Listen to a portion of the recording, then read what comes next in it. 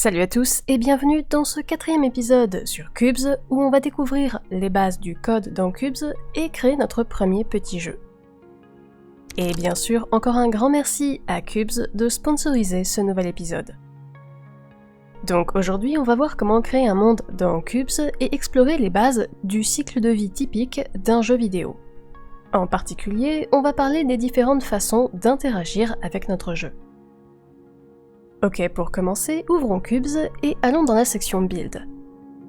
Comme on l'a vu dans 7 précédentes vidéos de la série, cet écran, c'est là qu'on peut créer et éditer ses items, ses vêtements pour avatar et ses mondes.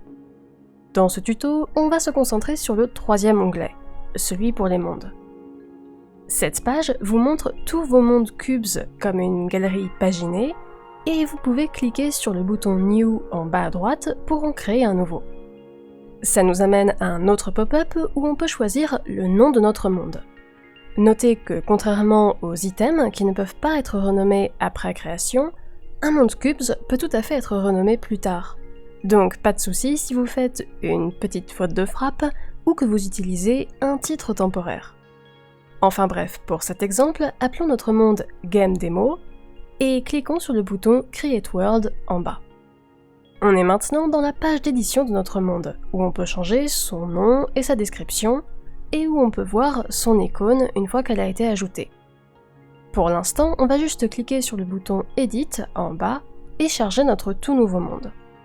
À l'heure actuelle, éditer et jouer à un jeu dans Cubes, c'est en fait assez proche. Dans les deux cas, l'app va commencer par charger le jeu, et notamment tous les assets nécessaires. Vous voyez ici qu'on en load déjà quelques-uns. Et puis on se retrouve plongé dans le jeu, généralement avec notre avatar Cubes comme ici, et la logique du monde se lance pour nous offrir une expérience unique. Bien sûr, pour le moment, on n'a écrit aucune logique dans ce jeu, donc on n'a rien à montrer aux joueurs, n'est-ce pas ? Eh ben, si j'appuie sur les flèches du clavier, vous voyez que mon avatar commence à bouger. Et si j'appuie sur la barre espace, il saute. Et on a même une interface utilisateur avec un bouton et une caisse sur laquelle on peut cliquer pour la prendre dans notre main droite. Mais attendez, comment ça se fait qu'on a déjà toutes ces features avant même de coder quoi que ce soit ? En fait, l'équipe de Cubes a préparé un script par défaut et quelques fonctions de fallback qui sont directement utilisées par n'importe quel nouveau monde et qui implémentent déjà pas mal de features intéressantes. Pour voir et modifier ce code, il faut qu'on appuie sur Escape ou qu'on clique sur le bouton de lui sur mobile pour ouvrir le menu principal, puis qu'on clique sur le bouton Edit Code. Ça ouvre l'éditeur de code intégré à Cubes avec le code de notre jeu déjà chargé à l'intérieur. Si vous êtes un peu familier du game dev, vous remarquerez peut-être que les mondes Cubes sont codés en Lua.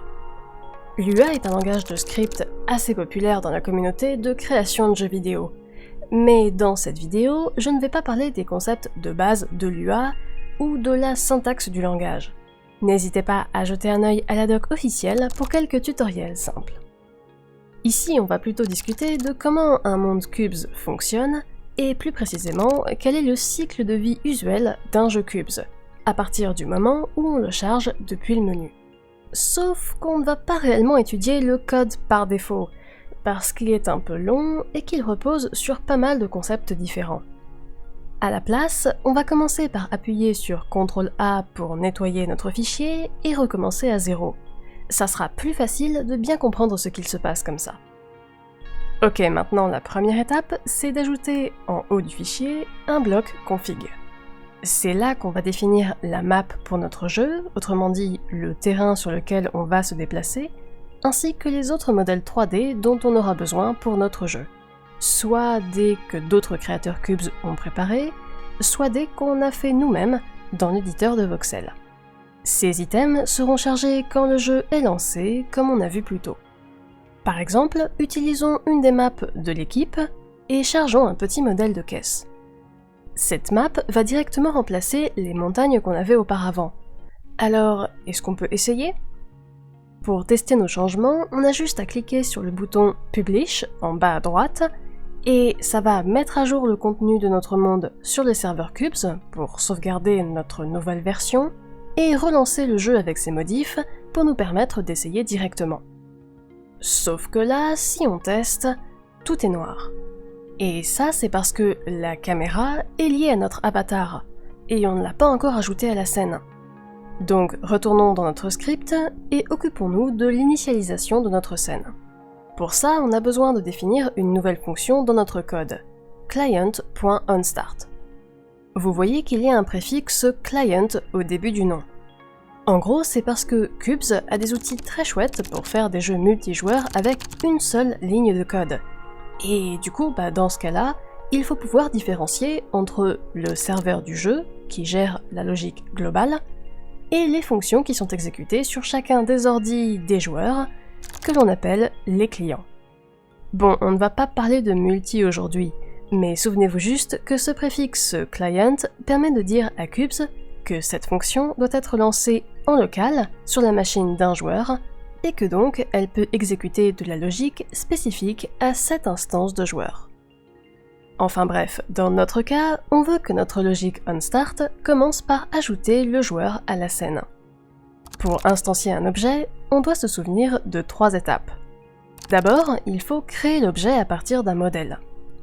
Ensuite, il faut ajouter cette nouvelle instance à la scène, soit directement dans l'objet root world, soit comme un enfant d'un objet qui existe déjà.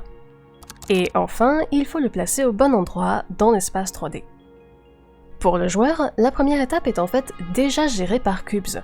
L'objet player est préparé automatiquement pour nous dans n'importe quel jeu Qubes. Donc on peut s'en servir directement et on doit juste s'occuper des étapes 2 et 3. Pour ajouter l'objet à notre monde, on peut utiliser world.addChild et passer notre avatar qui a été préparé et qui est dans l'objet player. Attention à ne pas oublier la majuscule au début. Ensuite, on peut choisir sa position en calculant un point 3D avec des composantes X, Y et Z dans un number 3. Une astuce assez usuelle dans Qubes, c'est de placer l'avatar au milieu de la map, ce qu'on peut faire en utilisant la moitié de la largeur et de la profondeur de la map, et ensuite un offset pour l'axe vertical.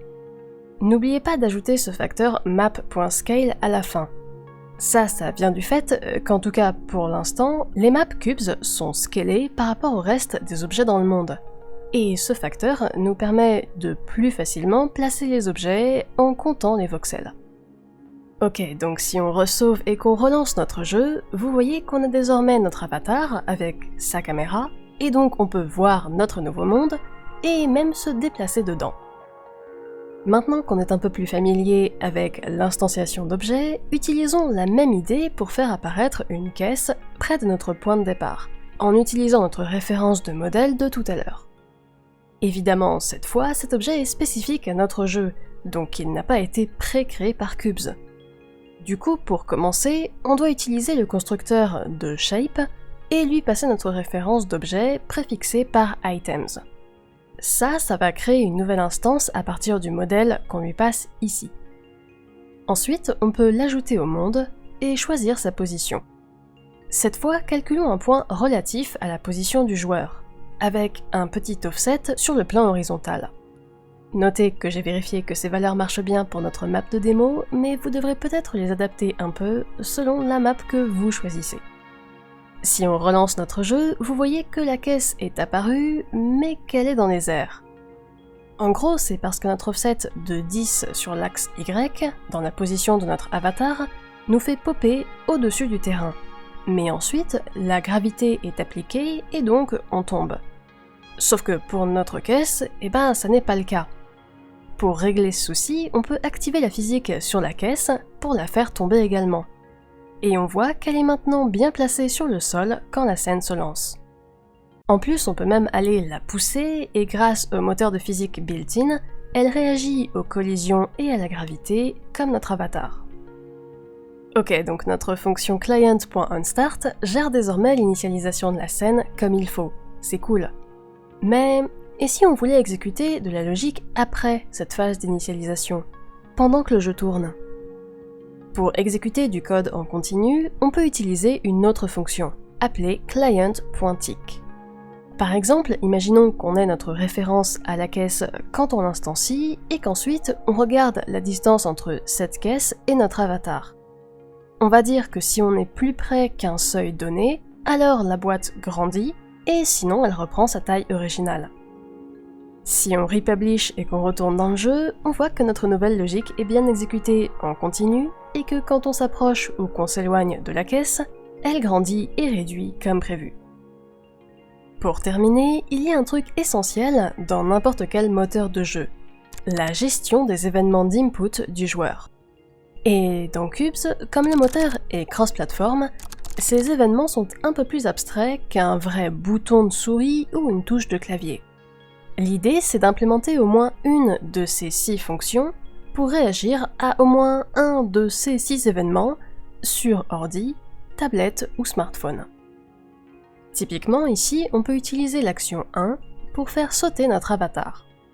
On a juste à ajouter la fonction client.action1 dans notre script et à l'intérieur, donner à notre objet player un boost instantané sur l'axe vertical. Et encore une fois, le système de physique built-in s'occupera d'appliquer la gravité pour le faire retomber.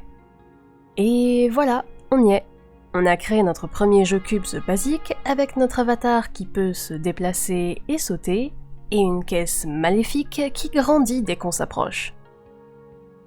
Bien sûr, tout ça, c'est juste un bref aperçu du code dans Cubes, et il y a beaucoup d'autres fonctions que vous pouvez utiliser pour créer vos propres gameplays uniques. Si vous êtes curieux, on explorera des techniques de scripting Cubes plus avancées dans les épisodes à venir. Alors si vous voulez en apprendre plus, n'hésitez pas à aller découvrir le Discord de Cubes et à rejoindre la communauté. Et bien sûr, pensez à liker et partager cette vidéo et à vous abonner à la chaîne pour ne pas rater les suivantes. Comme d'habitude, prenez soin de vous et à bientôt.